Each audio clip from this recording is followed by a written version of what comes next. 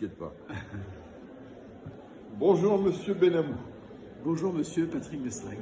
Alors, pouvez-vous vous présenter? Parce que, Un humble postulant perdu dans les ténèbres qui recherche la lumière, bien sûr. voilà, alors c'est pas facile de trouver la lumière. C'est Non. pour ça que vous venez dans les salons maçonniques. Alors, je trouve des lumières. Il y en a beaucoup. Non, les salons maçonniques du livre, que ce soit à Tours aujourd'hui ou ailleurs, c'est surtout l'occasion de rencontrer des frères, des sœurs, ceux qui écrivent, ceux qui écrivent pas, ceux qui lisent, les éditeurs. Voilà, c'est vraiment un lieu d'échange. Alors, il y a évidemment des conférences, mais pour moi, c'est vraiment le lieu d'échange, de rencontres. J'évite de ne rencontrer que des frères de mon obédience, qui est la Grande Loge de France, pour rencontrer aussi des frères et des sœurs d'autres obédiences, que je ne connais pas trop ou moins, en tout cas, et des rites aussi que je connais moins. Et donc, vous êtes surtout celui qui a écrit la franc-maçonnerie pour les nuls. Voilà. Alors, c'est ça. pourquoi les nuls? Pourquoi les nuls? Parce que c'est une collection déjà, c'est une collection grand public, c'est-à-dire c'est un livre qui est destiné à tout public, pas seulement à des francs-maçons. Et mon but, c'était de faire un livre qui soit accessible à tous pour faire comprendre comment fonctionne la franc-maçonnerie. Pas ce qu'est la franc-maçonnerie, mais comment ça fonctionne. Qu'est-ce qu'une obédience, qu'est-ce qu'une loge, comment on se réunit, pourquoi il y a tellement de rites, etc., etc. Et je crois que ça atteint son objectif, parce que le livre, alors c'est bien vendu et continue à se vendre. Et les éditions First m'ont demandé de faire une deuxième édition, qui est sortie en août de l'année dernière, donc 2023. Alors pourquoi une deuxième édition? Parce que la première édition datait de 2006, et puis il y a eu quelques refontes en cours du temps. Et la dernière grosse refonte, c'était 2010, et depuis, il y a une obédience qui s'appelle l'Alliance qui a été créée. Il y a le Géo qui est devenu, alors je ne sais pas si on peut dire mix, mais en tout cas qui a changé ses statuts par rapport à la mixité. Donc tout ça nécessitait une remise à jour d'un certain nombre de choses sur la franc-maçonnerie française et aussi plus généralement francophone, belge, Luxembourg, etc., etc. Et il y a 2 romans, si j'ai bonne souvenance. Vous avez aussi 2 romans d'écrits. Alors j'ai écrit 2 romans. Le premier qui est paru chez Dervy en 2010 ou 2012, je ne sais plus très bien, qui s'appelle toujours Madame Iramabi, la concierge de la rue des Trois Frères, qui mettait en scène donc cette fameuse concierge Madame Iramabi qui travaille dans une loge, pas exactement la même que celle des francs-maçons, quoique c'est donc une vieille femme, pas toute jeune on va dire, mais qui a un certain savoir, une certaine connaissance de la vie, parce qu'elle a vécu. Elle a surtout perdu un fils qui s'appelait Hiram, qui est mort sur un accident de chantier, paraît-il. Enfin, on apprend d'autres choses dans le livre, évidemment. Et c'est la rencontre de cette femme avec un savoir et une connaissance, du terrain, quelque chose de... avec un jeune homme qui s'appelle Julien, qui a une trentaine d'années, on devine qu'il est universitaire. On ne sait pas très bien dans le roman s'il est prof, s'il est assistant prof, s'il est étudiant. En tout cas, c'est un jeune homme qui est un peu perdu et lui il est plutôt attiré par la connaissance des livres. Voilà, donc c'est cette rencontre sous forme d'un conte et entre ces deux personnages, autour de ces personnages, il y a un chat noir qui parle, qui s'appelle évidemment Salomon, comme tous les chats s'appellent Salomon. Voilà.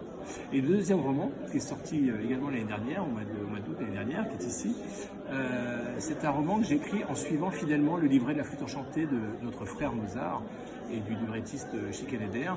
Donc on connaît bien l'histoire de la flûte enchantée, ça plaît beaucoup aux francs-maçons parce qu'évidemment il y a énormément de symboles maçonniques. Certains disent que c'est un opéra maçonnique, d'autres disent que c'est pas tout à fait vrai. Enfin bon, peu importe.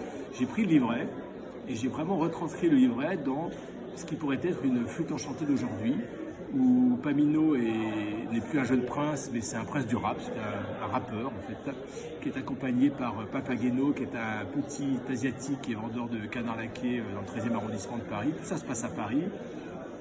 Et ça se passe presque essentiellement dans les Buttes de Chaumont, parce que j'habite pas loin et que c'est un lieu absolument magique, les Buttes de Chaumont, plein de mystères. Vous savez que ça a été construit sous Napoléon III, c'était une ancienne carrière qui a ensuite servi de dépotoir, et ça a été entièrement refait par les ingénieurs Belgrand et un autre dont j'ai oublié le nom, sous Napoléon III. Donc c'est un parc un peu à l'idée du 19e siècle, vieillissant, avec beaucoup de romantisme. Tout est artificiel, peut-être un peu comme dans nos loges finalement. Il y a des éléments d'architecture, mais on sait bien que tout ça c'est faux. Les colonnes ne supportent rien du tout, les plateaux sont des tables, voilà, tout est faux. Et j'ai imaginé que dans le sous-sol des Buttes de Chaumont, il y avait des souterrains où il se passait beaucoup de choses, en particulier un souterrain qui va jusqu'à la rue Cadet. Pourquoi la rue Cadet? Les lecteurs, les auditeurs qui nous écoutent sauront pourquoi la rue Cadet. Et vous occupez aussi une station radio. Oui. Et pouvez-vous nous en parler? Surtout donner ces moments de fréquence.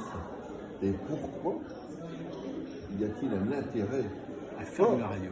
que je reconnais moi-même, mais c'est pas à moi d'en parler, Bien sûr. que les frères, même les profanes, puissent écouter cette radio. Alors, ça s'appelle Radio Delta. Vous imaginez bien pourquoi, hein, Delta on connaît bien. Alors, je vous arrête tout de suite Patrick, il n'y a pas de fréquence. C'est-à-dire qu'on connaît les radios, les fréquences, 87 machin, France Inter, France Culture, Radio, RTL, etc. Non, Gilles Solière, qui est mon petit camarade dans cette radio, avec qui j'ai créé la radio il y a une dizaine d'années avec Jean-Laurent Turbet et 3 sœurs de la Grande Loge féminine de France. On a recréé cette radio qui existait mais qui avait un peu disparu.